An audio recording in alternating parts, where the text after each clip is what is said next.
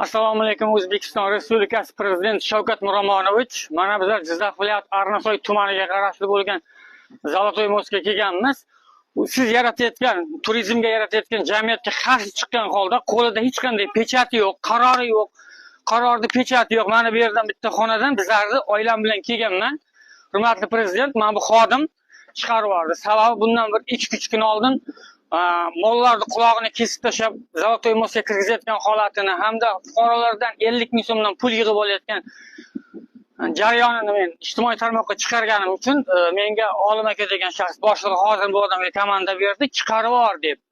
Nima uchun chiqarib yuborishimiz kerak? Nima uchun biz O'zbekiston territoriyasida 200 ming so'mdan pul to'lab bu yerda o'tirishimiz kerak? Bularga qonun chora ko'radigan odam bormi, yo'qmi? Nahot o'zimizda O'zbekistonda mustaqil davlatda mana shunaqa suv havzalariga kelib bizlar pul to'lab dam olsak, mana bola chaqam bilan hammamiz kelganmiz.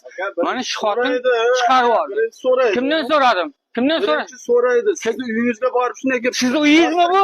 Yo'q, sizni uyingizmi bu? Nega? Men qaraymanmi shu yo'q, aka baqirmang, men fuqaroman, baqirmang. Men ham fuqaroman. Baqirmang. Bo'lmasa oldin so'rash kerakmi? Kimdan so'rayman men? So'ramasdan turib kelib o'tirib ketaverish kerakmi? Nima bo'lsa? Yo'q, kimdan 200 ming bersam qo'yasizmi ichkariga?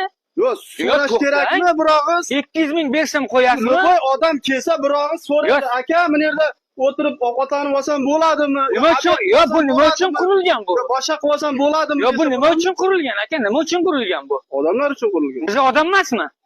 So'rash kerakmi aka? Har bitta kelgan odam sizdan so'raydimi? So'raydi. Nima uchun? Hammasi so'raydi. Sabab qissangizdan qurib qo'ygansizmi yo davlat pul? Tozaligiga qarayman aka. Tozalayman men bu yerda. Tozalikni ko'rsataymi? Kecha qanday edi toza? Bugun mana shular kelib tozaladi shu narsani. Kecha qanday edi? Tozalab chiqaman. Xo'p. Tozalab chiqaman. Aka, kim o'tirsa tozalab ketadi o'zi. Narsalarni olib bu yerga to'kmaymiz. Narsalar xaltaga solinib olib chiqib ketiladi u yoqqa. Maylimi? Olib chiqib ketiladi. Yo 200 ming bersam qo'yasizmi shu yerga? Men 200 ming ber. Qo'ymayman. Nimaga? 1 so'm bersam ham qo'ymayman. Nimaga? Sabab kecha video uchunmi? Ha, nima uchun bo'lmasa? Mana ovqat pishirayotgan joyimizdan chiqarib yuboryapti. O'zbekistonda bir adolat bormi yo mana shunaqa zo'ravonlarning qo'liga qolib ketganmizmi bizlar? Adolat yo'q. Yo'qmi? Mana inspeksiya xodimini o'zi aytib o'tiribdi. Adolat yo'q O'zbekistonda deb hurmatli prezident. Hamma beso'roq kelib. ana chiqarib yuboryapti. Nima qilishimiz kerak? Yashaylikmi O'zbekistonda yo lashmishimiz deb ko'chib ketaylikmi Rossiyami? O'zbekiston fuqaroligini tashlab. Nima qilaylik? Bormi bularga qonuniy chora? Siz qo'llayotgan jamiyat, siz qo'llayotgan konstitutsiya, qani prezident?